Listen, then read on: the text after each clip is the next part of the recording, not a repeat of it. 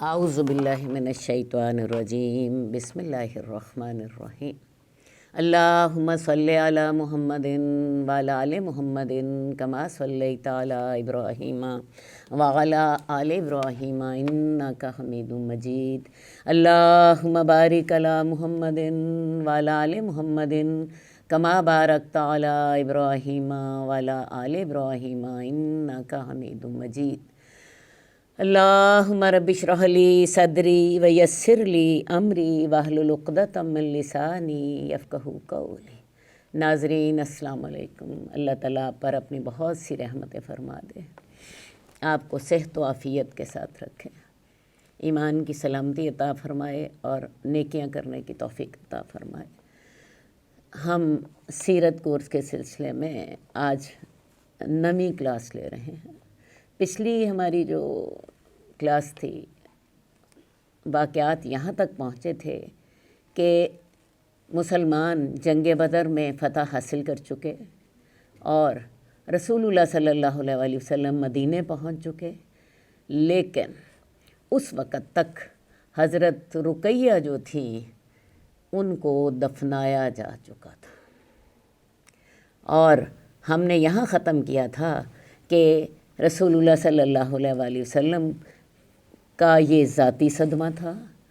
آپ حضرت عثمان رضی اللہ تعالیٰ عنہ کو ان کی عیادت کے لیے مدینہ چھوڑ گئے تھے اور ان کو ساتھ نہیں لے کر گئے تھے۔ تو یہاں تک ہم نے دیکھ لیا تھا۔ حضرت رقیہ کی وفات کے بعد حضرت عثمان جو تھے ان کو پھر آپ نے اپنی دوسری بیٹی کا بھی رشتہ دے دیا۔ ہوا یوں کہ غزوہ بدر میں حضرت حفصہ جو کہ حضرت عمر رضی اللہ تعالیٰ عنہ کی بیٹی تھیں، ان کے شوہر شہید ہو گئے۔ حضرت عمر نے حضرت عثمان کو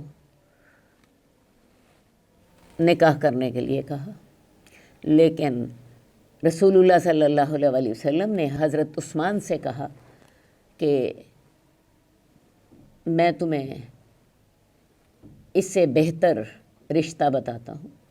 اور پھر ہوا کیا کہ رسول اللہ صلی اللہ علیہ وسلم نے حضرت عثمان کو اپنی بیٹی ام کلثوم کا رشتہ دے دیا اور حضرت حفصہ بنت عمر سے خود نکاح کر لیا۔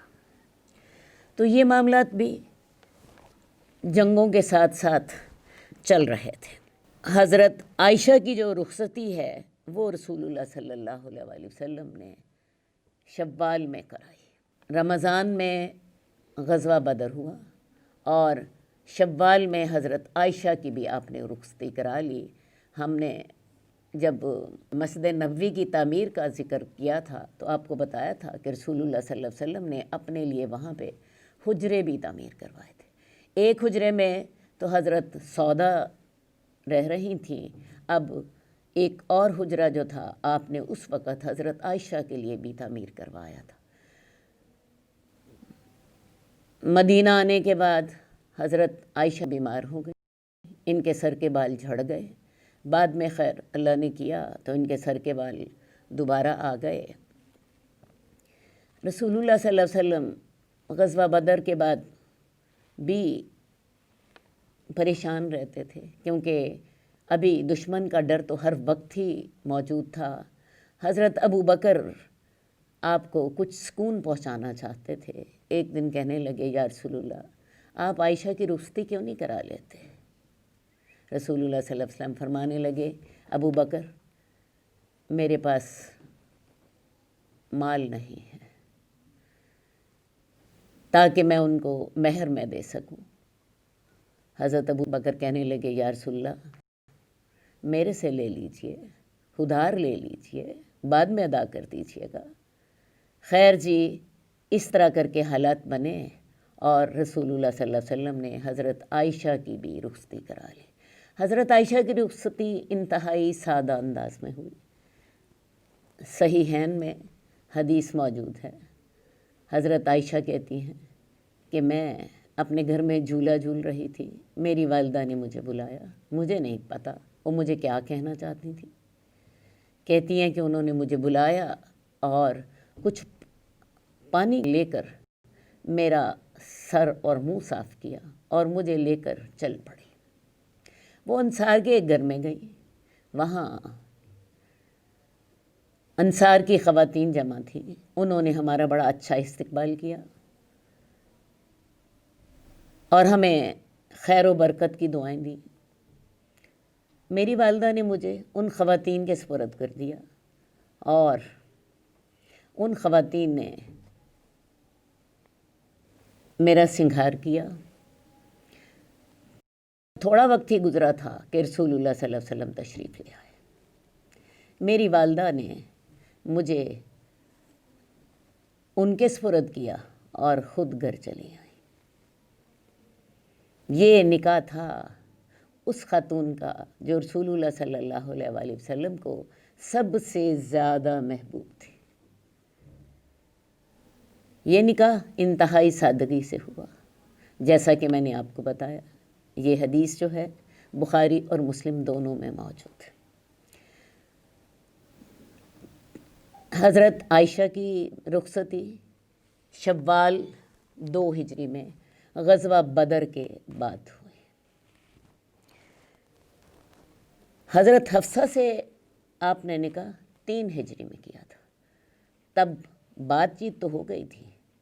حضرت عثمان سے تو آپ نے حضرت رقیہ کا نکاح جلد کر دیا، لیکن آپ نے خود حضرت حفصہ سے نکاح 3 ہجری میں کیا تھا۔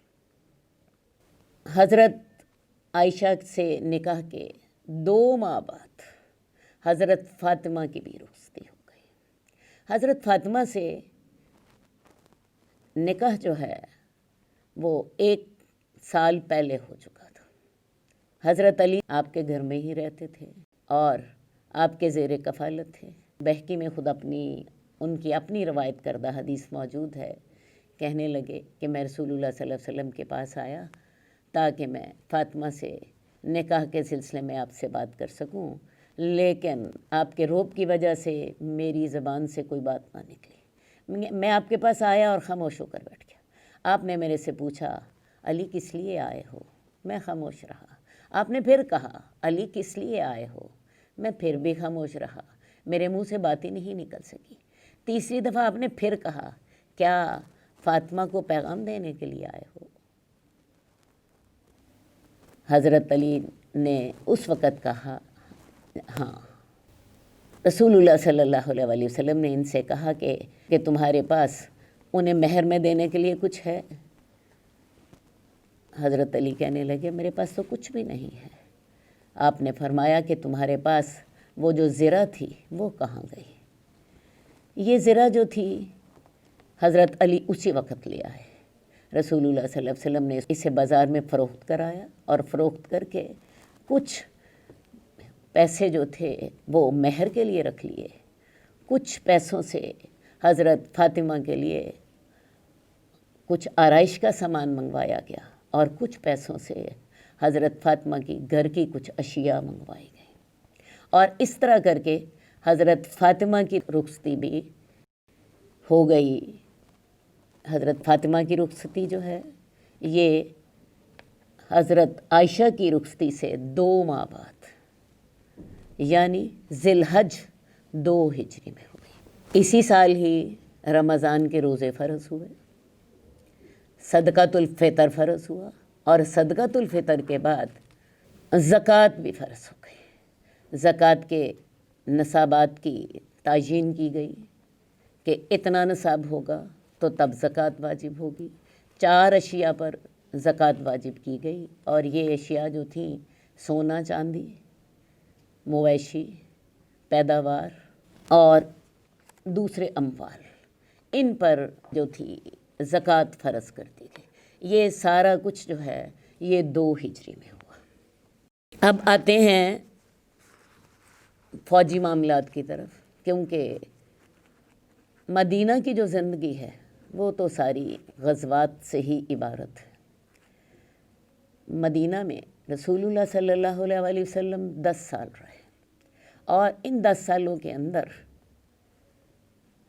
بعض مورخین کے مطابق 89 یعنی 99 فوجی مہمات جو تھیں وہ آپ کو پیش آئیں۔ بعض کا خیال ہے کہ وہ 99 کی بجائے 83 تھیں، بعض کا کہنا ہے کہ 87 تھیں۔ بہرحال ہم کم سے کم تعداد کو بھی لے لیں جو کہ 83 ہے، تو وہ بھی ایک سال میں 8 فوجی مہمات کا تناسب بنتا ہے، یعنی تقریباً ہر مہینے ایک نہ ایک فوجی مہم آپ کو درپیش ہے۔ بعض اوقات ایسا بھی ہوتا کہ ایک ہی مہینے میں 2 فوجی مہمات بھی ہو جاتی۔ تو اندازہ کر لیجئے کہ رسول اللہ صلی اللہ علیہ وآلہ وسلم کس طرح کی زندگی مدینہ میں گزار رہے تھے۔ یہ بات درست ہے کہ انہی فوجی مہمات کے نتیجے میں مسلمانوں کو اللہ تعالیٰ نے عروج بھی عطا کیا، آپ کے مشن کو کامیابی بھی نصیب ہوئی، لیکن میں آپ کو جس کی طرف توجہ دلانا چاہتی ہوں وہ یہ ہے کہ آپ کی زندگی کوئی ایک آسان زندگی نہ تھی۔ دن رات آپ خطرات میں گرے رہتے ہیں، آپ کی سوچیں ہر وقت اسی طرف رہتی ہیں، فلاں دشمن کا حملہ ہونے والا ہے، فلاں دشمن کو کیسے کنٹرول کرنا ہے۔ ویسے بھی آپ حکمران تھے، تو یہ سارے مسائل آپ کے ساتھ تھے۔ غزوہ بدر کی فتح کے بعد ایک بڑے دشمن کو تو آپ نے شکست دے دی، لیکن مدینے میں اور بھی بہت سے مسائل تھے۔ مدینے میں یہود جو تھے وہ اس فتح سے بڑے تنگ ہو رہے تھے، اسی طرح منافقین ان کے حسد اور بغض میں اور اضافہ ہو گیا۔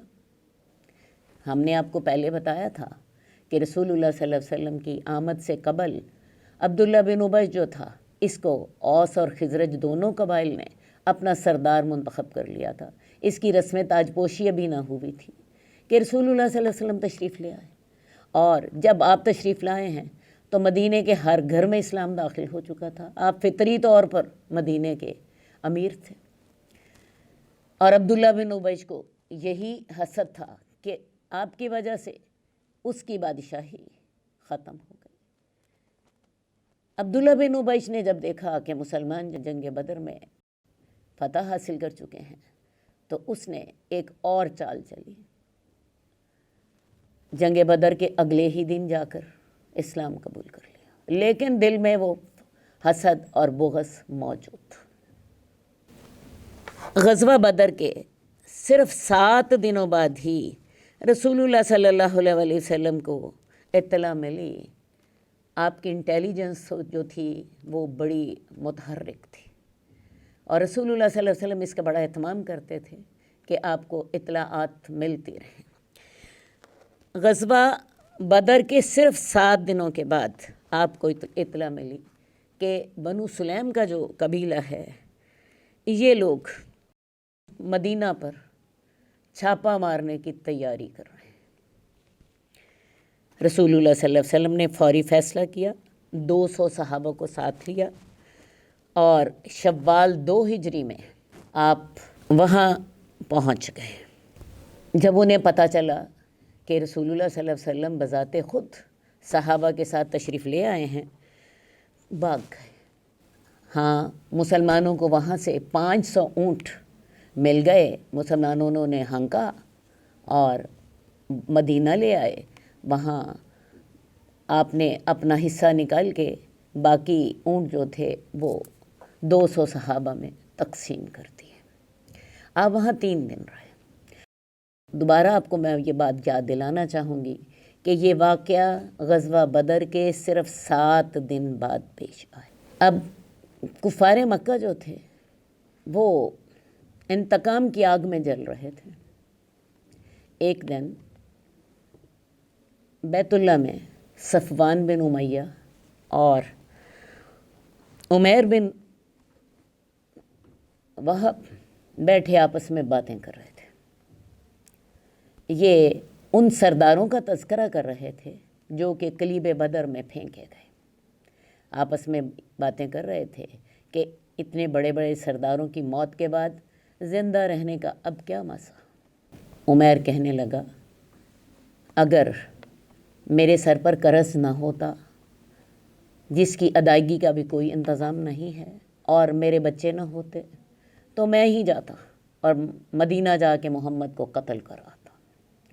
صفوان بن امیہ جو ہے وہ کہنے لگا اچھا اگر یہ بات ہے تو تمہارا قرض میرے ذمہ رہا، میں تمہارا قرض ادا کر دوں گا اور تمہارے بچے میرے بچے ہوں گے، میں ان کی اپنے بچوں کی طرح دیکھ بھال کروں گا۔ بات طے ہو گئی، آپس میں انہوں نے رازداری کا وعدہ کیا اور عمیر جو تھا وہ دل میں پروگرام بنانے لگا کہ میں مدینہ جاؤں اور نعوذ باللہ رسول اللہ صلی اللہ علیہ وسلم کو قتل کراؤں۔ ویسے بھی عمیر کا بیٹا جو تھا یہ مسلمانوں کی قید میں تھا، اس کے پاس یہ بہانہ بھی موجود تھا۔ اس نے کیا کیا، اپنی تلوار جو تھی اس کو خوب تیز کیا، اس کو زہر میں بجھایا اور مدینہ کی طرف چل پڑا۔ ابھی یہ مسجد نبوی کے دروازے پر ہی تھا، اپنی اونٹنی باندھ ہی رہا تھا، حضرت عمر نے اس کو دیکھ لیا۔ حضرت عمر کہنے لگے یہ شخص ضرور کسی بری نیت سے آیا ہے، جا اس کو پکڑا اور رسول اللہ صلی اللہ علیہ وسلم کے پاس لے گئے۔ یا رسول اللہ یہ شخص بری نیت سے آیا ہے، اس کے گلے میں تلوار تھی۔ آپ نے کہا عمر اس کو چھوڑ دو، پہلے اسے کہا کہ میرے قریب آ جاؤ، وہ قریب آیا تو پوچھا تم کیسے آئے ہو؟ وہ کہنے لگا میں اپنے بیٹے کا فدیہ لے کر آیا ہوں، میرے سے فدیہ قبول کر لیجئے اور میرے قیدی کو رہا کر کے مجھ پر احسان فرمائیے۔ رسول اللہ صلی اللہ علیہ وسلم نے اسے کہا سچ بتاؤ تم کیسے آئے ہو؟ کہنے لگا میں اپنے بیٹے کو آزاد کرانے کے لیے آیا ہوں۔ آپ نے فرمایا پھر تمہارے گلے میں یہ تلوار کیسی ہے؟ کہنے لگا برا ہو تلواروں کا، یہ ہمارے کس کام آئی؟ رسول اللہ صلی اللہ علیہ وسلم نے پھر پوچھا سچ سچ بتاؤ، تم جب حتیم میں بیٹھ کے تم اور صفوان بن امیہ آپس میں باتیں کر رہے تھے، تم نے صفوان بن امیہ سے کہا تھا کہ اگر میرے سر پہ قرض نہ ہوتا اور میرے بچے نہ ہوتے تو میں محمد کو قتل کراتا، اور صفوان بن امیہ نے تمہارے قرض کی ادائیگی کا وعدہ کیا، تمہارے بچوں کی ذمہ داری اٹھانے کا وعدہ کیا، اور تم نے آپس میں یہ معاہدہ کر لیا، لیکن تم مجھے قتل نہیں کر سکتے، اللہ میرے اور تمہارے درمیان حائل ہے۔ عمیر جو تھا وہ یہ باتیں سن کے حیران رہ گیا، کہنے لگا آپ ہمیں آسمان کی باتیں بتاتے تھے، ہم آپ کو جھٹلاتے تھے، لیکن یہ جو بات ہے یہ صرف میرے اور صفوان کے درمیان ہوئی تھی اور ہم نے اس کو راز رکھنے کا بھی وعدہ کیا تھا۔ میں گواہی دیتا ہوں کہ آپ اللہ کے رسول ہیں، اللہ ہی نے آپ کو یہ باتیں بتائیں۔ اور یہ کہہ کر اس نے کلمہ پڑھ لیا اشہد ان لا الہ الا اللہ و اشہد ان محمد رسول اللہ۔ رسول اللہ صلی اللہ علیہ وسلم نے صحابہ سے کہا اپنے بھائی کو لے جاؤ، اس کو جاؤ دین سکھاؤ، اسے قرآن پڑھاؤ۔ ادھر سے صفوان جو تھا وہ روزانہ لوگوں سے کہتا میں تمہیں ایک بڑی خبر سناؤں گا جس کو سننے کے بعد تم بدر کے دکھ بھول جاؤ گے۔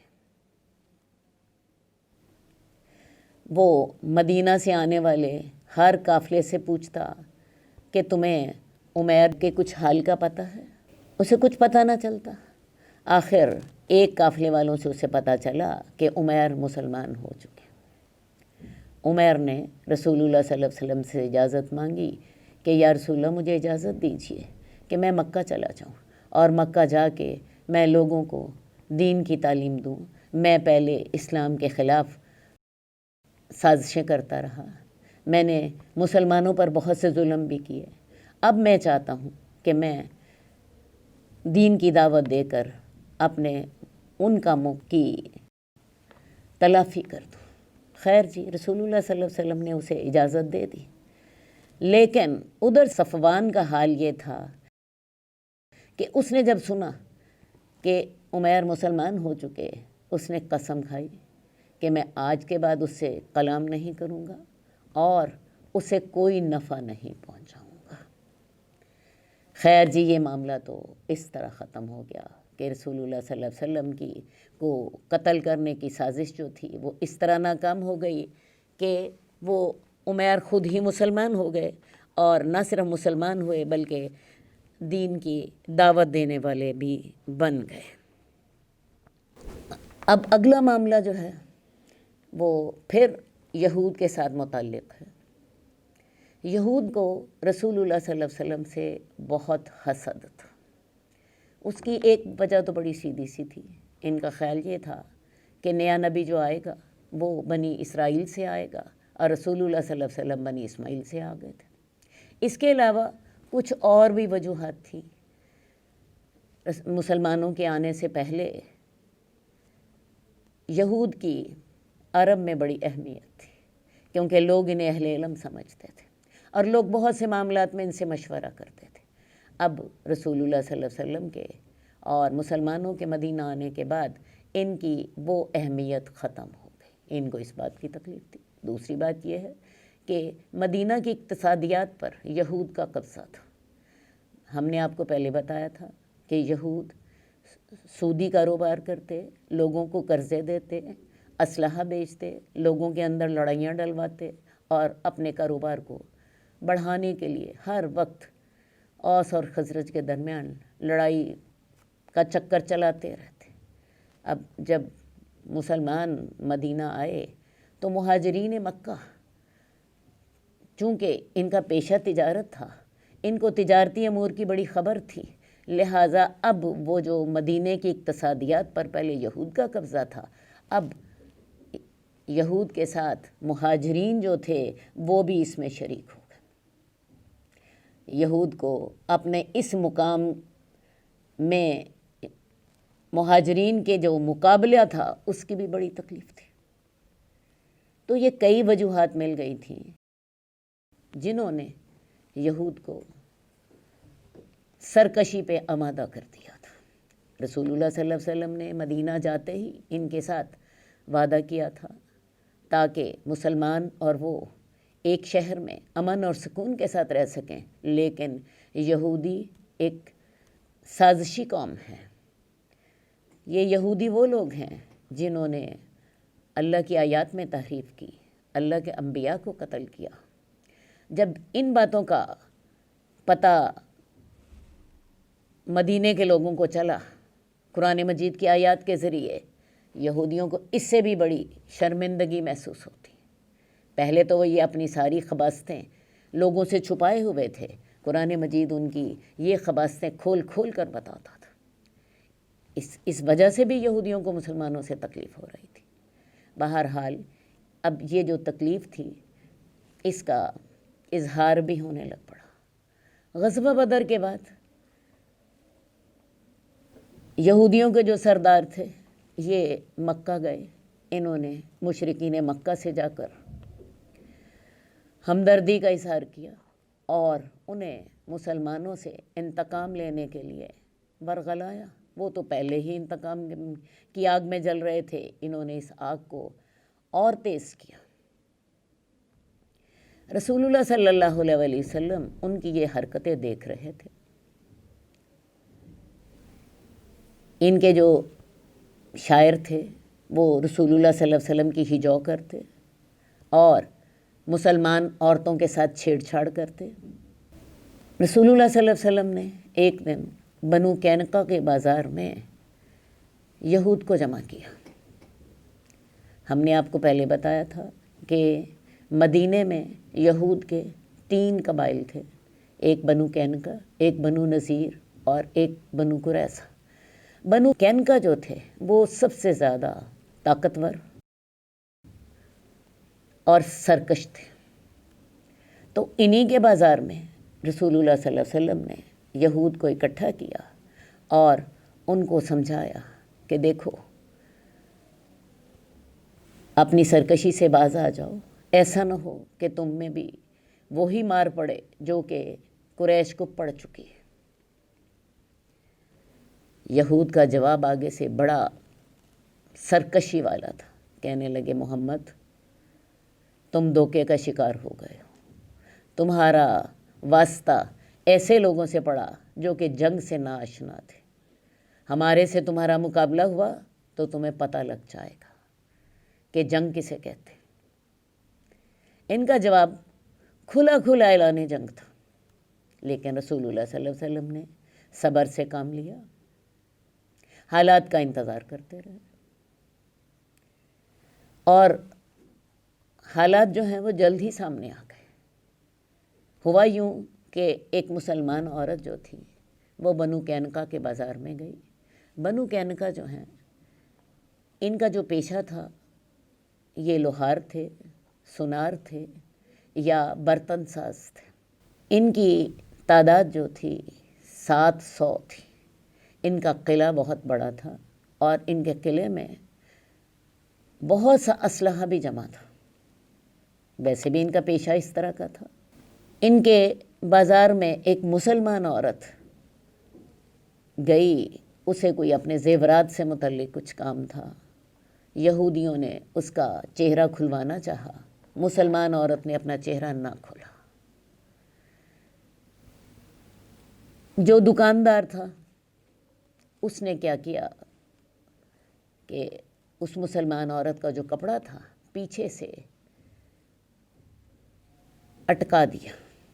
جب وہ عورت کھڑی ہوئی اس کا کپڑا پیچھے سے کھنچ گیا اور اس کی شرمگاہ کھل گئی۔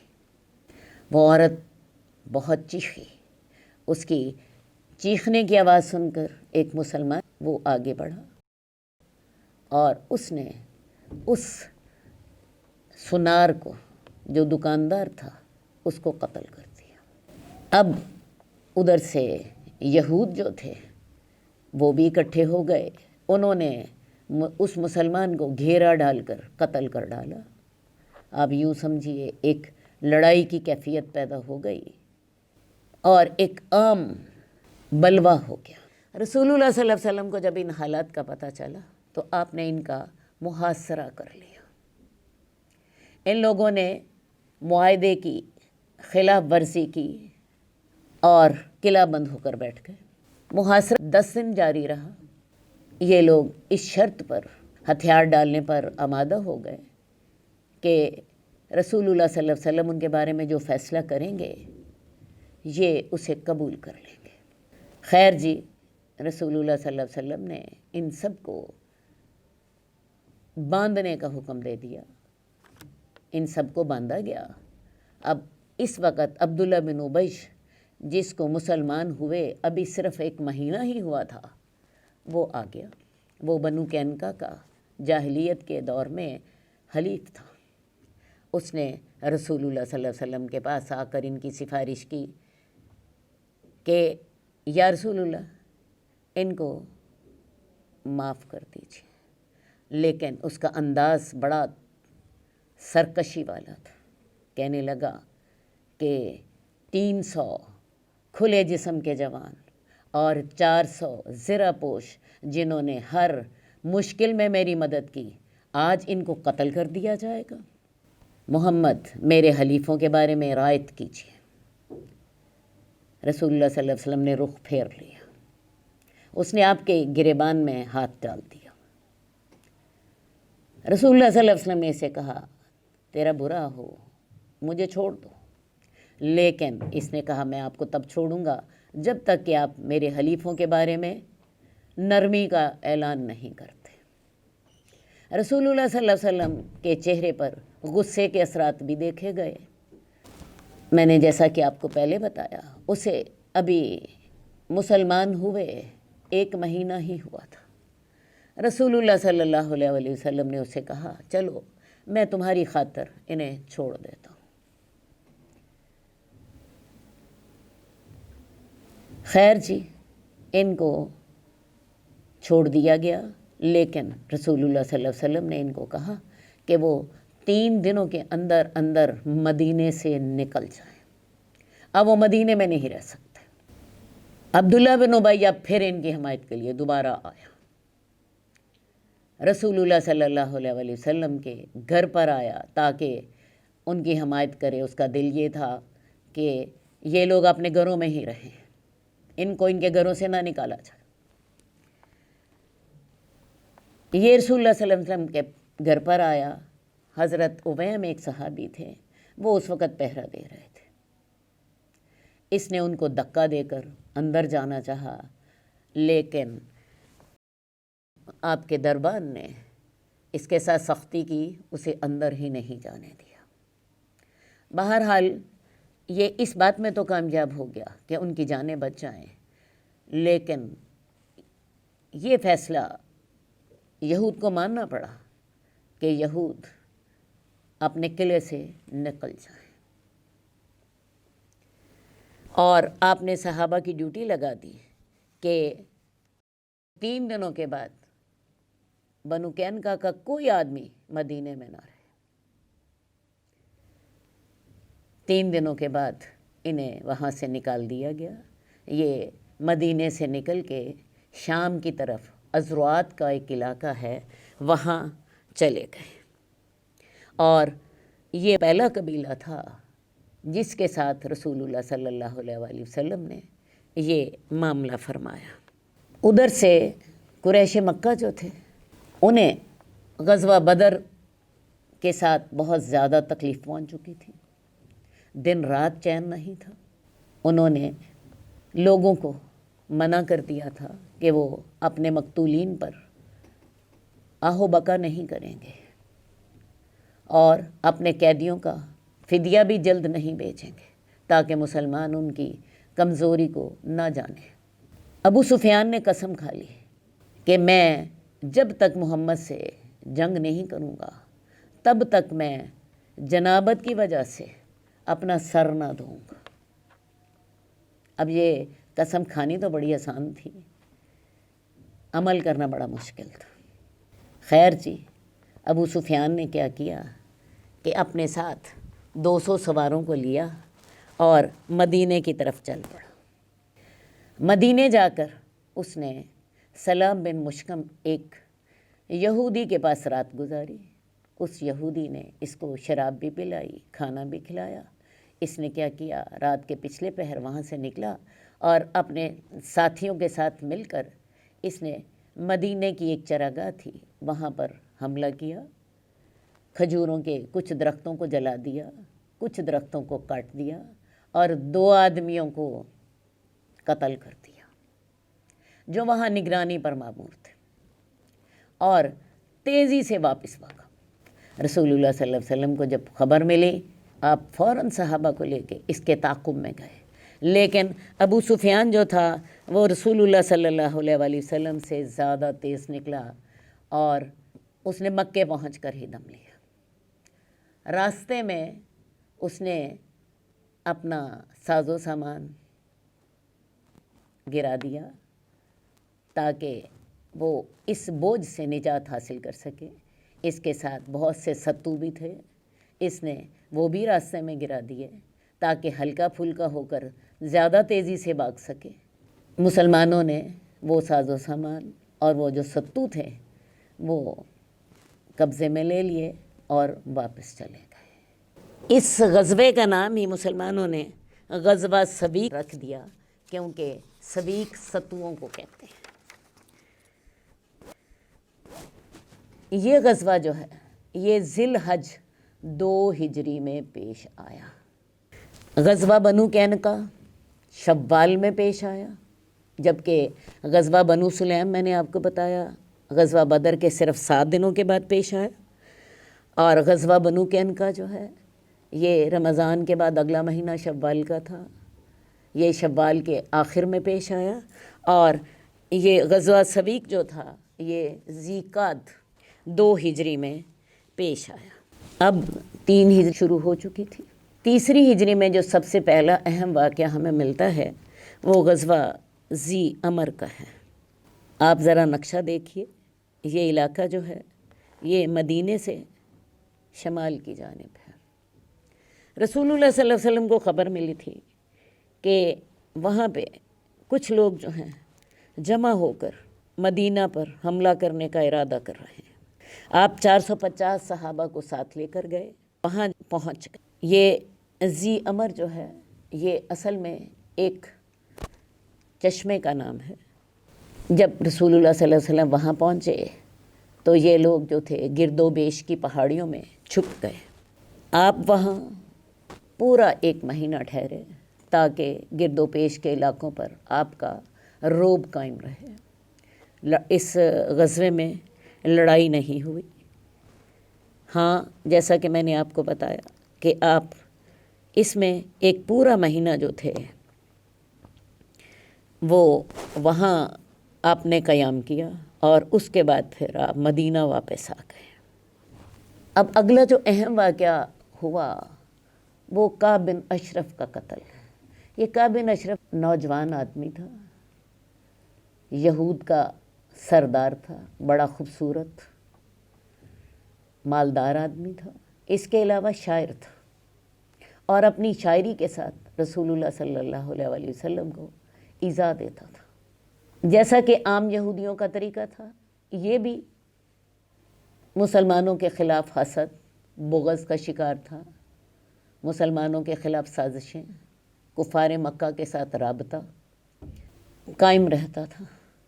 اس نے بدر کے بعد کفار مکہ کو انتقام کے لیے بھڑکایا، اور خود بھی اپنے اشعار میں مسلمان عورتوں کے ساتھ فحش گوئی کا سلسلہ شروع کیا۔ اس کی جب حرکتیں زیادہ بڑھ گئیں تو رسول اللہ صلی اللہ علیہ وسلم نے صحابہ سے کہا کہ کون ہے جو اس سے نپٹے۔ محمد بن مسلمہ ایک صحابی کہنے لگے، یا رسول اللہ، کیا آپ مجھے اجازت دیتے ہیں؟ رسول اللہ صلی اللہ علیہ وسلم نے کہا ہاں۔ آپ نے فرمایا، یا رسول اللہ، پھر مجھے یہ بھی اجازت دیجیے کہ میں آپ کے بارے میں کچھ باتیں کر سکوں۔ آپ نے کہا تمہیں اجازت ہے۔ خیر جی، محمد بن مسلمہ جو تھے، انہوں نے کعب بن اشرف کو قتل کرنے کا پروگرام بنایا۔ یہ کعب بن اشرف کے پاس پہنچے، اسے جا کر کہا، یہ جو ہمارا ساتھی ہے، مراد رسول اللہ صلی اللہ علیہ وسلم تھے، یہ ہم سے صدقہ طلب کرتے ہیں، اور انہوں نے ہم سے مانگ مانگ کے ہمیں تنگ کر دیا ہے، لیکن ہم نے چونکہ اس کی پیروی کی ہے، اور ہم چاہتے ہیں کہ ہمیں پتہ چل جائے کہ اونٹ کس کروٹ بیٹھتا ہے، ہم اس کا ساتھ ابھی چھوڑنا نہیں چاہتے، ابھی ہم انجام تک معاملہ پہنچانا چاہتے ہیں، تو ایسا ہے، ہمیں کچھ غلہ ادھار دے دو۔ کعب بن اشرف کو اور کیا چاہیے تھا؟ وہ ایسی باتیں سن کر بڑا خوش ہوا، کہنے لگا، دیکھنا یہ تمہیں کہیں زیادہ اور تنگ کریں گے۔ محمد بن مسلمہ نے اپنا مطالبہ پیش کیا کہ ہمیں چند وسق غلہ جو ہے وہ ہمیں دے دو۔ کعب بن اشرف تھا تو یہودی، کہنے لگا، اچھا پھر اس کے بدلے میں ہمارے پاس کچھ رہن رکھ دو۔ یہودی اتنی ہی کنجوس قوم ہے۔ محمد بن مسلمہ کہنے لگے، کیا رہن رکھیں؟ اپنی عورتوں کو میرے پاس رہن رکھ دو۔ محمد بن مسلمہ کہنے لگے، ہم اپنی عورتوں کو تمہارے پاس کیسے رہن رکھیں؟ تم تو عرب کے سب سے خوبصورت آدمی ہو۔ وہ کہنے لگا، اچھا پھر اپنے بیٹوں کو ہمارے پاس رہن رکھ دو۔ محمد بن مسلمہ کہنے لگے، لوگ ہمارے بیٹوں کو طعنہ دیا کریں گے کہ تمہیں کچھ غلے کے عوض رہن رکھا گیا تھا۔ وہ پھر خود ہی کہنے لگا، اچھا پھر تم کیا چیز رہن رکھو گے؟ محمد بن مسلمہ کہنے لگے کہ ہم تمہارے پاس اپنے ہتھیار رہن رکھنے کو تیار ہیں۔ ایسی ہی باتیں ابو نائلہ نے بھی کعب بن اشرف سے کی۔ ابو نائلہ جو تھے یہ مسلمان ہو چکے تھے، اور کعب بن اشرف کے رضائی بھائی تھے۔ انہوں نے بھی ایسے ہی باتیں کی۔ طے ہو گیا کہ یہ لوگ ہتھیار لائیں گے، اور اس کے بدلے میں کعب بن اشرف ان کو غلہ ادھار دے گا۔ اس پروگرام میں 5 صحابہ شامل تھے، 2 کی تو میں نے آپ کو بات بتا دی، 3 صحابہ اور بھی تھے۔ کعب بن اشرف اپنے قلعے میں رہتا تھا، میں نے آپ کو بتایا، بڑا مالدار، بڑا خوبصورت آدمی تھا، سردار تھا، شاعر تھا۔ خیر جی، ان 5 آدمیوں نے مل کے ایک چاندنی رات میں اس پر حملہ کرنے کا ارادہ کیا۔ رسول اللہ صلی اللہ علیہ وسلم نے ان 5 کو رخصت کیا اور ان کو کامیابی کی دعا بھی دی۔ یہ وہاں پہنچے کعب بن اشرف اپنے قلعے میں اپنی بیوی کے ساتھ موجود تھا. اس نے نئی نئی شادی کی ہوئی تھی. محمد بن مسلمہ نے انہیں آواز دی. اس کی بیوی نے کہا کہ اس وقت نہ جاؤ، مجھے اس آواز سے خون کی بو آ رہی ہے. لیکن کعب بن اشرف کہنے لگا کہ ایک معزز آدمی کو اگر رات کے اس پہر بھی لڑائی کے لیے بلایا جائے تو وہ چلا جاتا ہے. وہ بزدلی نہیں دکھاتا. تو بیوی کے منع کرنے کے باوجود یہ نیچے اتر آیا. یہ پانچوں آدمی جو تھے یہ اپنے اپنے ہتھیار لائے ہوئے تھے اور انہوں نے کعب بن اشرف سے غلہ لینا تھا. اس سے پہلے باتیں ہونے لگی. کعب بن اشرف جو تھا خوشبو میں بسا ہوا تھا. خوشبو کی لپٹیں اس کے سر سے نکل رہی تھیں. محمد بن مسلمہ نے اسے کہا کہ تم نے تو بڑی عمدہ خوشبو لگائی ہوئی ہے، میں نے تو ایسی کبھی خوشبو دیکھی ہی نہیں. یہ فخر سے پھول گیا. کہنے لگا میرے پاس عرب کی سب سے زیادہ خوشبودار عورت موجود ہے. محمد بن مسلمہ نے اس کو اور پھونک دی. کہنے لگے کہ کیا تم مجھے اجازت دو گے کہ میں تمہارے سر کو سونگھوں؟ اتنی اچھی خوشبو میں نے کبھی دیکھی ہی نہیں. اور انہوں نے اپنے ساتھیوں سے یہ پہلے طے کر لیا تھا کہ میں اس کے سر کو سونگھوں گا اور جب میں اس کو اچھی طرح قابو کر لوں گا تو تم حملہ کر دینا. خیر جی، اس نے اس کے سر کو سونگھا، بڑی تعریف کی. پھر باتیں ہونے لگیں. پھر تھوڑی دیر بعد محمد بن مسلمہ نے دوبارہ کہا مجھے ایک دفعہ پھر اپنا سر سونگھنے دو گے؟ کعب بن اشرف کہنے لگا ضرور. اس نے اپنا سر نیچے کیا. اب محمد بن مسلمہ نے سر کو قابو کیا اور اپنے ساتھیوں کو اشارہ کر دیا. تمام ساتھی پانچوں کے پانچوں جو تھے وہ اپنی تلواروں کے ساتھ اس پر پل پڑے اور اس کو قتل کر دیا. اس نے اتنی زور سے چیخ ماری کہ آس پاس کے تمام علاقے میں ہلچل مچ گئی، لیکن کسی نے بھی کچھ نہیں کیا. یہ لوگ وہاں سے نکلے. چاندنی رات تھی. رسول اللہ صلی اللہ علیہ وسلم کے پاس واپس پہنچے. آپ اس وقت نماز پڑھ رہے تھے. آپ نے ان کو دعا دی افلاحت الوجوہ، تمہارے چہرے کامیاب رہے ہیں. اور انہوں نے کہا یا رسول اللہ آپ کا بھی چہرہ کامیاب رہے. انہوں نے اپنی کامیابی کی اطلاع آپ کو پہلے ہی دے دی تھی. ہاں، ان کے ایک ساتھی زخمی تھے. رسول اللہ صلی اللہ علیہ وسلم نے اپنا لعاب دہن اس کے زخم پر لگایا اور زخم اس طرح ٹھیک ہو گیا جیسے کبھی تھا ہی نہیں. تو یہ کعب بن اشرف کے قتل کے ساتھ آپ نے یہود کو یہ پیغام دیا کہ اگر یہود اپنی شرارتوں سے باز نہ آئے تو انہیں طاقت کے ذریعے بھی صحیح کیا جا سکتا ہے. اب اپنے اتنے بڑے سردار کے قتل پر یہود بالکل خاموش رہے. ان کی طرف سے کوئی ری ایکشن سامنے نہیں آیا. صحیح بات یہ ہے کہ ان کے جو سازشی ذہن تھے انہیں پتہ تھا کہ ہم کون کون سی خرابیاں کر رہے ہیں اور اسی کے بدلے میں ہمیں یہ سزا مل رہی ہے. کعب بن اشرف کے واقعے کے بعد اگلا واقعہ جو ہے وہ غزوہ بحران کا ہے. یہ واقعہ ربیع الاخر 3 ہجری میں پیش آیا. پھر وہی بات آپ کو خبریں مل رہی تھیں کہ یہ لوگ مدینے کی ریاست کے خلاف حملے کا ارادہ کر رہے ہیں. آپ 300 صحابہ لے کر ساتھ گئے لیکن کوئی تصادم نہیں ہوا. مقصد روب ڈالنا تھا، وہ آپ اس مقصد میں پورے رہے. اس سال کی جو آخری مہم تھی غزوہ احد سے پہلے، ویسے تو غزوہ احد بھی 3 ہجری میں ہی ہوا، لیکن غزوہ احد سے پہلے جو آخری مہم تھی وہ تھی سریہ زید بن حارثہ. اور یہ غزوہ بحران سے 2 مہینے بعد ہو. اس میں مسئلہ یہ پیش آیا کہ اب گرمیوں کا موسم تھا اور کفار اپنا تجارتی قافلہ شام کی طرف بیچنا چاہتے تھے. اس دفعہ صفوان بن امیہ کو اس قافلے کا سردار مقرر کیا گیا تھا۔ صفوان بن امیہ کے سامنے مسئلہ یہ تھا کہ ہم کون سا راستہ اختیار کریں۔ پہلے اسی راستے کو اختیار کرتے کرتے غزوہ بدر ہوا تھا۔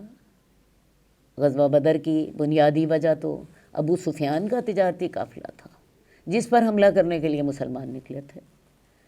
تو اب اس راستے کو صفوان بن امیہ اختیار نہ کرنا چاہتا تھا۔ اگر یہ لوگ تجارت نہ کرتے تو ان کا گزارا نہیں تھا، کیونکہ ان کا ذریعہ معاشی تجارت تھا۔ یہ گرمیوں میں شام کی طرف اپنا تجارت کے لیے قافلہ بھیجتے اور سردیوں میں حبشہ کی طرف۔ انہوں نے آپس میں مشورے کیے اور طے یہ کیا کہ ہم ایسا کرتے ہیں کہ مدینے کے قریب والا راستہ چھوڑ دیتے ہیں، ہم عراق کی طرف سے ہو کر شام جاتے ہیں۔ اب عراق کو اگر آپ کبھی نقشے میں دیکھیں تو عراق جو ہے وہ مدینے سے دائیں طرف ہے اور خاصا لمبا چکر کھا کے شام جانا پڑتا ہے، جبکہ مدینے کے قریب والا راستہ بالکل سیدھا راستہ تھا۔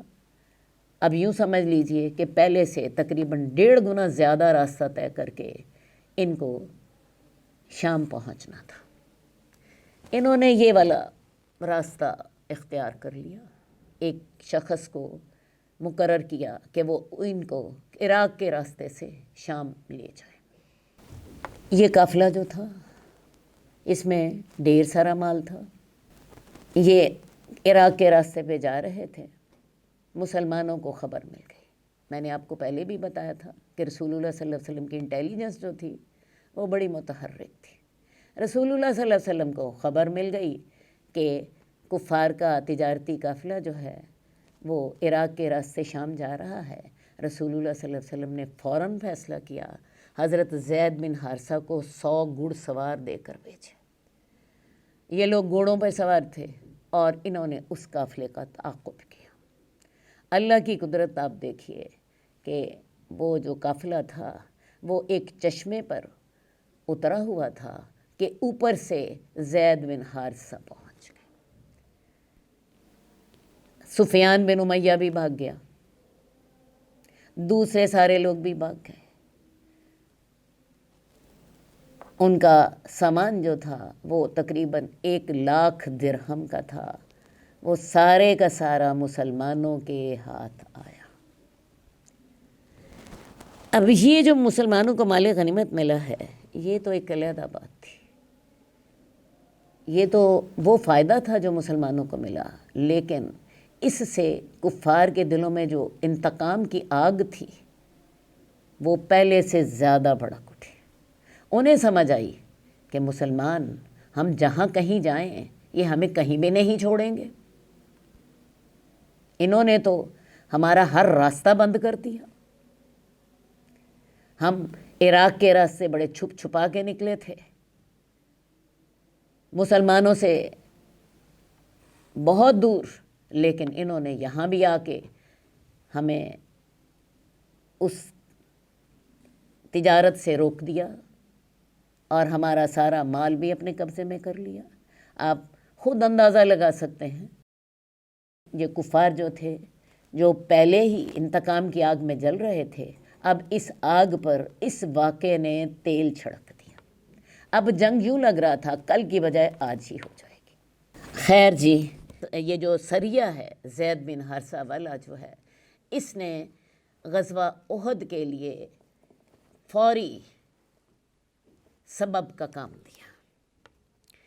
ہم غزوہ احد کا ذکر کرنے سے پہلے کچھ واقعات کا ذرا اور ذکر کر لیں۔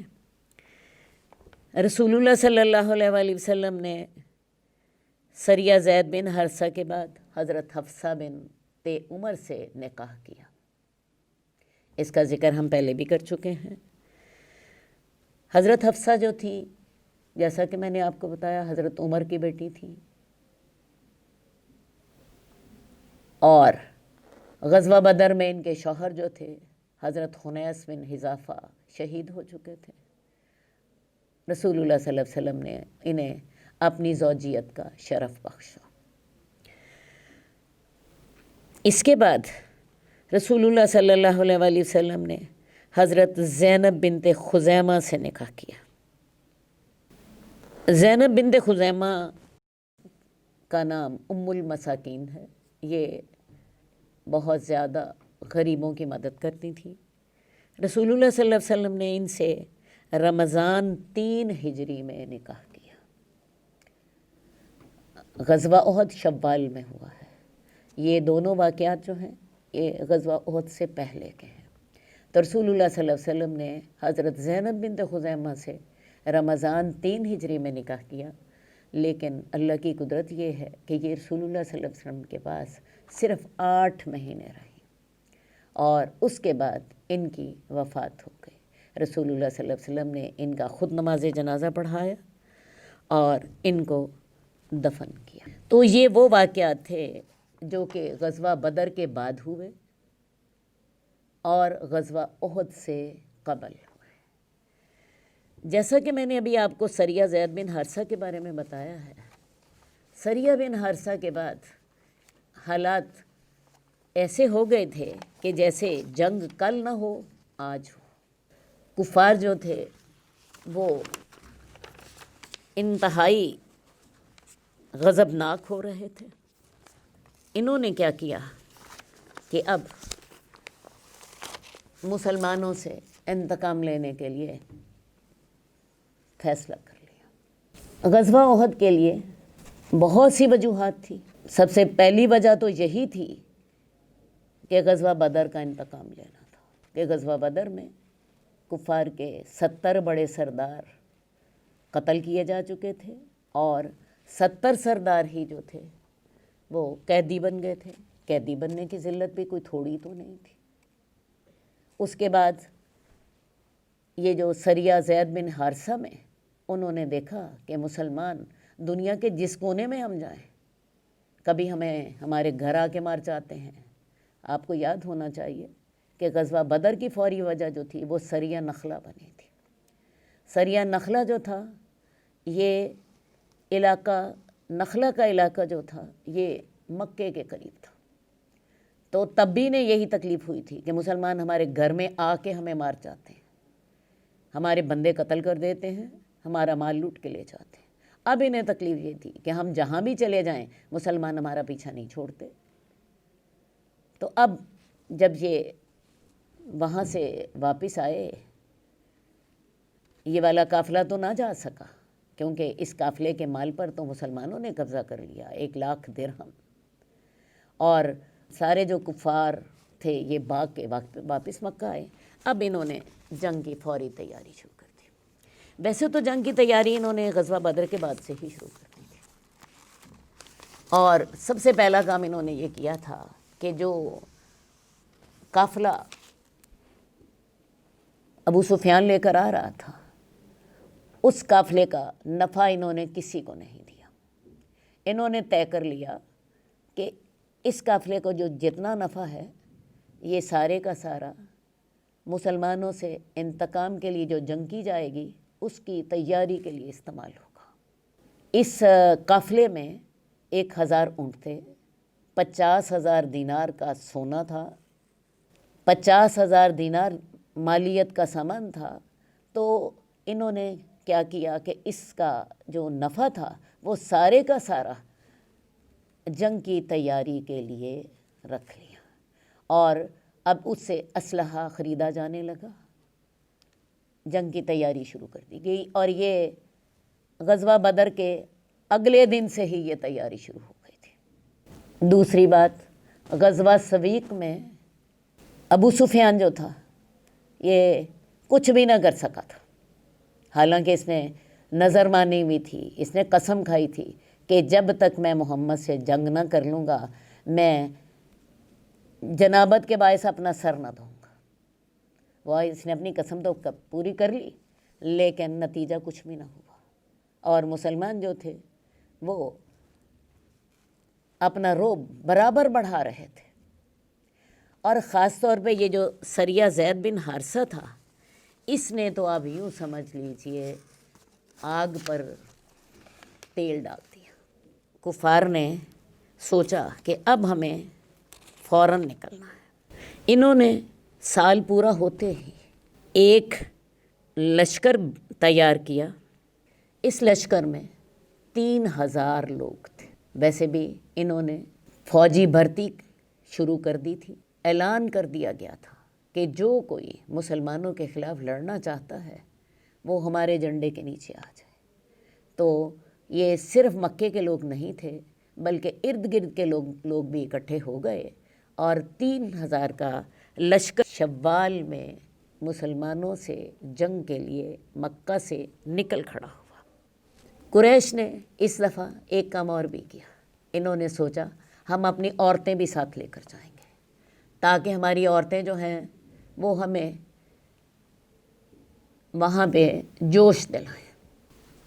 اس کے علاوہ ان کے ساتھ سواری کے لیے 3000 اونٹ تھے، 200 گھوڑے تھے، 700 زرہیں تھیں۔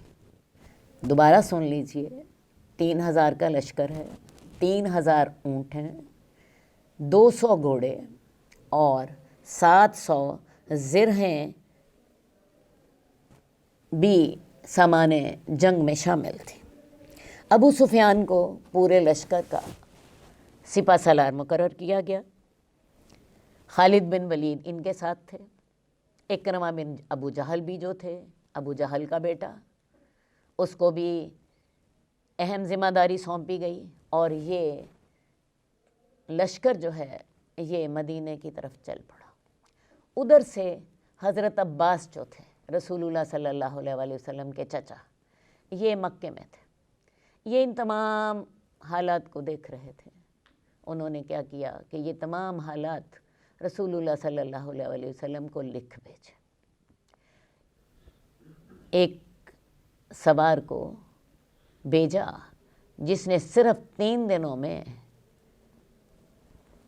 مکہ اور مدینہ کا درمیانی فاصلہ طے کیا، اور رسول اللہ صلی اللہ علیہ وآلہ وسلم کو یہ ساری واقعات اور حالات کی رپورٹ دے دی۔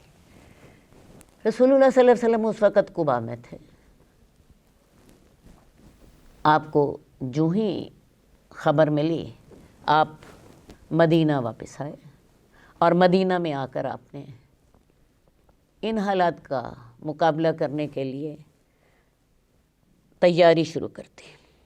آپ نے مدینہ کے لوگوں کو اس لشکر کے بارے میں بتایا، اور مدینہ کے لوگ بھی جو تھے وہ بھی جنگ کے لیے تیار ہونے لگے۔ اس تیاری کے 2-3 پہلو زیادہ واضح تھے۔ بہت سے صحابہ نے رسول اللہ صلی اللہ علیہ وآلہ وسلم کی ذات کی حفاظت کی ذمہ داری لے لی۔ بہت سے صحابہ جو تھے انہوں نے مدینہ آنے والے راستے جو تھے ان کے اوپر ان کی ڈیوٹی لگ گئی کہ اچانک حملہ نہ ہو جائے۔ اس کے علاوہ بہت سے صحابہ کو رسول اللہ صلی اللہ علیہ وسلم نے یہ ذمہ داری دی کہ وہ حالات پر نظر رکھیں، اور جو ہی کوئی اطلاع ملے وہ آپ کو پہنچائیں۔ اب یوں سمجھ لیجئے کہ مدینہ میں ایمرجنسی کا اعلان ہو چکا، اور اب مدینہ کے لوگ بھی تیاری شروع کر رہے ہیں۔ رسول اللہ صلی اللہ علیہ وآلہ وسلم نے اطلاعات کے پیش نظر مجلس شورا بلائی، اور مجلس شورا کے سامنے یہ مسئلہ رکھا کہ یہ جو 3000 کا لشکر ہے اس کا مقابلہ کیسے کیا جائے۔ مسلمانوں کی تعداد اتنی زیادہ نہیں تھی، کفار کی تعداد جو تھی وہ کافی زیادہ تھی۔ تو اس لیے مجلس شورا میں فیصلہ یہ ہوا، بلکہ آپ نے بھی انہیں اپنی رائے بتائی کہ ہمیں مدینے میں رہ کے لڑائی کرنی چاہیے۔ وہ لشکر جو ہے اگر مدینے پہ حملہ کرے گا تو ہم مدینے کے گلی کوچوں میں اس کا مقابلہ کریں گے۔ عورتیں اپنے گھروں کی چھتوں سے ان پر پتھر برسائیں گی۔ رسول اللہ صلی اللہ علیہ وسلم نے لوگوں کو اپنی ایک خواب بھی بتائی۔ آپ نے بتایا کہ مجھے خواب میں نظر آیا ہے کہ کچھ گائیاں ذبح کی گئی ہیں، اور مجھے یہ بھی نظر آیا ہے کہ میری تلوار میں تھوڑی سی شکستگی ہے۔ آپ نے اس کی تعبیر یہ کی کہ کچھ صحابہ شہید ہو جائیں گے، اور تلوار کی شکستگی کی آپ نے تعبیر یہ کی کہ میرے گھرانے سے بھی کوئی شہادت کا درجہ حاصل کرے گا۔ ٹھیک ہے، بہرحال رسول اللہ صلی اللہ علیہ وسلم نے اپنی رائے دی۔ عبداللہ بن ابی بھی جو تھا، چونکہ مسلمان ہو چکا تھا، وہ بھی اس مجلس میں شریک تھا، اس کی رائے بھی یہی تھی کہ مدینے کے اندر ہی مقابلہ کیا جائے، لیکن اس کی رائے کوئی یہ خلوص کی بنا پہ نہیں تھی، بلکہ اس کی رائے کا مطلب یہ تھا کہ مجھے کچھ بھی نہ کرنا پڑے اور میں نیک بھی بن جاؤں، کیونکہ اگر کھلے میدان میں لڑائی ہوتی تو جنگ کرنی پڑتی۔ تو اس کی یہ رائے جو تھی وہ اس کی خباثت پر مبنی تھی۔ خیر جی، رسول اللہ صلی اللہ علیہ وسلم نے اپنی رائے پیش کی، اپنی خواب بھی بتائی، لیکن کچھ ایسے صحابہ جو کہ جنگ بدر میں شامل نہ ہو سکے تھے، وہ پرجوش بھی تھے، کہنے لگے یا رسول اللہ، اگر ہم مدینے کے اندر رہ کے لڑتے ہیں تو دشمن اسے ہماری کمزوری سمجھے گا۔ ہم تو بڑی دیر سے منتظر تھے کہ ہمارا دشمن سے مقابلہ ہو، آج اللہ نے یہ موقع دے دیا ہے تو ہم پیچھے کیوں رہیں، اور ہم دشمن کو کیوں یہ پیغام دیں کہ ہم اسے ڈر گئے ہیں۔ یہ لوگ جو مدینے سے باہر جا کے لڑنے کا مطالبہ کر رہے تھے بڑے پرجوش تھے، اور ان کی تعداد بھی کافی زیادہ تھی۔ ان میں سب سے اہم حضرت حمزہ تھے۔ حضرت حمزہ بدر کی جنگ میں بھی شامل رہ چکے تھے، اور اب بھی حضرت حمزہ کا اصرار تھا کہ جنگ باہر جا کے لڑی جائے۔ رسول اللہ صلی اللہ علیہ وسلم نے ان کی کثرت اور جوش کی بنا پر اپنی رائے چھوڑ دی، ان کی رائے قبول کر لی۔ فیصلہ یہی ہوا کہ مدینے سے باہر جا کے لشکر کا مقابلہ کیا جائے گا۔ اب جی ادھر سے کفار کا لشکر جو ہے وہ آ رہا ہے، اور وہ آ کے احد کے میدان میں ٹھہر گیا۔ یہ جمعہ کا دن تھا، تو رسول اللہ صلی اللہ علیہ وسلم کو برابر خبریں مل رہی تھی۔ بات طے تو ہو گئی تھی کہ ہم باہر ہی نکل کر مقابلہ کریں گے۔ صحابہ نے آپ سے کہا کہ یا رسول اللہ، ہم نے آپ کی رائے قبول کر لی، آپ اپنی رائے پر عمل کر لیجیے۔ ہم نے اچھا نہیں کیا جو ہم نے آپ پر دباؤ ڈالا ہے، لیکن رسول اللہ صلی اللہ علیہ وسلم نے فرمایا کہ نبی جب ایک فیصلہ کر لیتا ہے تو پھر اس سے پیچھے نہیں ہٹتا۔ ٹھیک ہے جی، رسول اللہ صلی اللہ علیہ وسلم اپنے اسی فیصلے پر قائم رہے۔ رسول اللہ صلی اللہ علیہ وسلم نے جمعہ پڑھایا، اور جمعے میں آپ نے لوگوں کو جہاد کی ترغیب دی، صبر و ثبات کی تلقین کی، اور انہیں جہاد میں شامل ہونے کی دعوت دی۔ صحابہ جو تھے وہ پہلے ہی تیار تھے، لہٰذا اب تیاری جو تھی وہ پہلے سے بڑھ گئی۔ جمعے کی نماز کے بعد صحابہ اکٹھے ہونے شروع ہو گئے، کیونکہ آپ نے جمعے میں ہی ان کو دعوت دی تھی، تو گرد و پیش سے صحابہ اکٹھے ہونے شروع ہو گئے۔ عصر کے وقت رسول اللہ صلی اللہ علیہ وسلم اپنے گھر سے نکلے۔ حضرت ابو بکر اور حضرت عمر نے آپ کو مل کر لباس پہنایا، آپ کو امامہ باندھا، آپ نے 2 زرہیں پہنی، ایک نیچے اور ایک اوپر، اور آپ اپنے صحابہ کے ساتھ باہر نکلنے کے لیے تیار ہو گئے۔ عصر کے بعد رسول اللہ صلی اللہ علیہ وسلم صحابہ کو لے کر نکلے احد کے میدان میں۔ احد کا میدان جو ہے یہ مدینے سے 4 میل باہر ہے، 4 میل باہر ہے۔ رسول اللہ صلی اللہ علیہ وسلم نے رات احد اور مدینے کے درمیان گزاری۔ صبح کے وقت آپ چلے اور فجر کی نماز پڑھنے کے بعد آپ نے اپنی صف بندی شروع کی۔ عین اس وقت عبداللہ بن ابی جو تھا، اس کا منافقانہ کردار سامنے آ گیا۔ اس کے ساتھ 300 جوان تھے۔ اس وقت کفار کی فوج بھی بالکل سامنے تھی۔ یہ دونوں لشکر ایک دوسرے کو دیکھ رہے تھے۔ عبداللہ بن ابی نے کفار کو دکھا کر میدان جنگ سے جانے کا ارادہ کر لیا اور مسلمانوں سے کہا کہ تم نے میری رائے تسلیم نہیں کی تو میں میدان جنگ سے جا رہا ہوں۔ اس کی رائے یہ تھی کہ مدینے کے اندر رہ کے لڑائی کی جائے، لیکن یہ بات درست نہیں تھی۔ اصل میں عبداللہ بن ابی جو تھا وہ مسلمانوں کے حوصلے توڑنا چاہتا تھا۔ دل میں نفاق تھا، دل میں حسد تھا، دل میں بغض تھا۔ تو اس نے اس موقع سے فائدہ اٹھایا۔ اس نے کفار کو دکھایا کہ میں تمہاری خاطر مسلمانوں کا ساتھ چھوڑ رہا ہوں۔ کفار کے حوصلے بلند ہوئے، مسلمانوں کے اس نے حوصلے توڑنے کی سازش کی، اور اس کے دل میں یہ تمنا جو تھی وہ جنم لے رہی تھی کہ اس طرح مسلمان شکست کھا جائیں گے اور شاید میری سرداری پھر بحال ہو جائے، شاید میری سرداری پھر بحال ہو جائے۔ تو لہٰذا اس وقت اس نے ایک دشمن کا، بلکہ بدترین دشمن کا کردار ادا کیا۔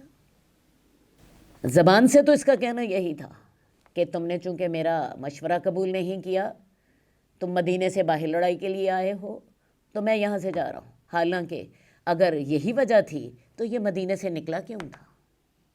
جس وقت مدینے سے نکلے ہیں تو اس وقت ہی اس کو وہیں رک جانا چاہیے تھا۔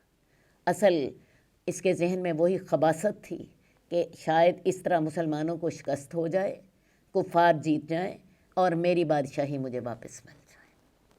بہرحال اللہ تعالیٰ جو ہے ایسے لوگوں کے مقابلے میں مسلمانوں کے خود مددگار ہوتے ہیں، لیکن اس نے اپنی طرف سے کوئی کمی نہیں چھوڑی۔ اب مسلمان جو ہیں ان کی تعداد جو ہے وہ 700 رہ گئی ہے، کفار کی تعداد 3000 ہے۔ اندازہ کر لیجئے، غزوہ بدر سے بھی زیادہ مشکل حالات ہیں۔ غزوہ بدر میں مسلمانوں کی تعداد 313 تھی، کفار کی 1000 تھی۔ کفار مسلمانوں سے 3 گنا زیادہ تھے، لیکن اب مسلمان کفار سے 1/4 حصے سے بھی کم تھے۔ ان کی تعداد 3000 ہے، مسلمانوں کی تعداد صرف 700۔ اور عین موقع پر مسلمانوں کو زخم لگانے والا کون ہے؟ عبداللہ بن ابی۔ یہ وہی آدمی ہے جس نے بنو قینقاع کے معاملے میں بھی اپنا پورا منافقانہ پارٹ ادا کیا تھا۔ اب بھی اس کا نفاق جو تھا اور کفر جو تھا اور اس کا حسد تھا سب کھل کر سامنے آ چکا تھا۔ خیر جی، رسول اللہ صلی اللہ علیہ وآلہ وسلم نے اپنی فوج کی صف بندی کی۔ آپ نے اپنی فوج کے 3 حصے کیے۔ جو عام جھنڈا تھا وہ مصعب بن عمیر کو دیا۔ جنگ بدر میں بھی یہی مسلمانوں کے علم بردار تھے۔ اوس کا جو تھا لشکر علیحدہ رکھا اور خزرج کا لشکر علیحدہ رکھا۔ آپ نے یہ فوج کے 3 حصے کر دیے۔ اس کے علاوہ اپنی جو تھے بہترین جو طاقتور صحابہ تھے انہیں صف میں سب سے آگے رکھا۔ میدان جنگ میں آپ کفار کے بعد پہنچے تھے، لیکن آپ نے اپنے لیے جو جگہ منتخب کی تھی وہ جنگی لحاظ سے بہترین تھی۔ آپ کے دائیں طرف پہاڑ تھا، آپ کے پیچھے بھی پہاڑ تھا۔ احد پہاڑ کو اگر دیکھیں نا تو یہ گولائی لیے ہوئے ہے اور ایک پیالے کی طرح نیچے جگہ ہے جس میں سامنے کفار کا لشکر تھا، ایک طرف مسلمانوں کا لشکر تھا، اور یہ پہاڑ جو ہے وہ گولائی لیے ہوئے ہے، تو لہٰذا مسلمانوں کے دائیں طرف بھی پہاڑ تھا، اس طرف سے بھی کوئی حملہ نہیں کر سکتا تھا، آپ کی پشت پر بھی پہاڑ تھا، آپ کے سامنے کفار کا لشکر تھا، ایک بائیں طرف تھی جہاں سے حملہ ہونے کا امکان تھا، وہاں پہ ایک چھوٹی سی پہاڑی تھی جس کو بعد میں جبل رومات کا نام دے دیا گیا۔ اس پہاڑی کی طرف سے امکان ہو سکتا تھا کہ دشمن حملہ کرے، تو رسول اللہ صلی اللہ علیہ وسلم نے اس پہاڑی پر 50 لوگوں کی ڈیوٹی لگائی۔ یہ سب تیر انداز تھے۔ عبداللہ بن جبیر کو ان کا امیر مقرر کیا اور ان کو بڑی سخت ہدایات دیں کہ مسلمانوں کو چاہے پرندے بھی اچک کر لے جائیں، تم نے اپنی جگہ نہیں چھوڑنی، تم نے مسلمانوں کی مدد کے لیے نہیں آنا، اور اسی طرح اگر تم دیکھو کہ مسلمان جو ہیں اپنے دشمن کو شکست دے چکے ہیں تو تب بھی تم نے اپنی جگہ نہیں چھوڑنی، یعنی یا فتح ہو یا شکست ہو، دونوں طرح کے حالات میں تم نے اپنی اس جگہ پہ قائم رہنا ہے۔ اور اس حد تک آپ نے سختی کی کہ آپ نے فرمایا کہ اگر تم دیکھو کہ پرندے بھی ہمیں اچک کر لے کے جا رہے ہیں تو تب بھی تم نے اپنی جگہ نہیں چھوڑنی، ہماری مدد کے لیے تم نے نہیں آنا، اور اگر ہم دشمن کو شکست دے لے تو تب بھی تم نے اپنی جگہ نہیں چھوڑنی۔ ان سخت ہدایات کے ساتھ رسول اللہ صلی اللہ علیہ وسلم نے وہاں پہ 50 تیر اندازوں کی ڈیوٹی لگا دی، اور یہ وہ جگہ تھی جہاں سے امکان ہو سکتا تھا دشمن کے حملے کا۔ اب جی جو ہے ادھر سے کفار کی طرف بھی چلتے ہیں، دونوں لشکر جو ہیں آمنے سامنے صف آرا ہیں۔ کفار نے ایک بڑی چال بازی شروع کی، ابو سفیان نے انصار کو پیغام بھیجا، ہمارا تمہارا کوئی جھگڑا نہیں، تم مسلمانوں کے درمیان مہاجرین کے درمیان سے ہٹ جاؤ، ہماری لڑائی مکے کے لوگوں سے، ہمارا تمہارا کچھ لینا دینا نہیں ہے، تم ان سے علیحدہ ہو جاؤ۔ خیر جی، انصار نے ان کی اس چال کا کوئی جواب نہیں دیا۔ اس کے بعد انہوں نے ایک اور چال چلی۔ ابو عامر راہب جو تھا، یہ جاہلیت میں اوس کا سردار تھا، اس کا ذکر ہم پہلے بھی پڑھ چکے ہیں۔ یہ مذہبی میدان میں رسول اللہ صلی اللہ علیہ وسلم کا حریف تھا، یہ ایک بہت بڑا راہب تھا، لوگ دینی معاملات میں اس سے مشورے لیتے تھے اور اس کی بڑی عزت تھی۔ ویسے بھی میں نے آپ کو بتایا کہ اوس کا سردار بھی تھا۔ تو یہ شخص جو تھا جنگ شروع ہونے سے پہلے سامنے آیا اور اس نے لوگوں کو پکار کر کہا کہ اے اوس کے لوگوں، میں تمہارا سردار ہوں، تم جنگ کے لیے کیوں آئے ہو؟ وہ ان کو جنگ سے روکنا چاہتا تھا، لیکن یہاں بھی ناکامی ہی ہوئی۔ انصار کوئی کچی گولیاں نہیں کھیلے ہوئے تھے، وہ رسول اللہ صلی اللہ علیہ وسلم پر جان قربان کرنے کے لیے ہر حد تک جانے کو تیار تھے، لہٰذا ان کی یہ جو چالیں ہیں یہ ناکام ہو گئی۔ اب جنگ کا آغاز جو ہے یہ ہم انشاءاللہ تعالی اگلی دفعہ پڑھیں گے۔ اب یوں سمجھیے بالکل جنگ تیار ہے، ابھی ایک لمحہ ہوتا ہے، دوسرا لمحہ گزرتا ہے تو جنگ شروع ہو جاتی ہے۔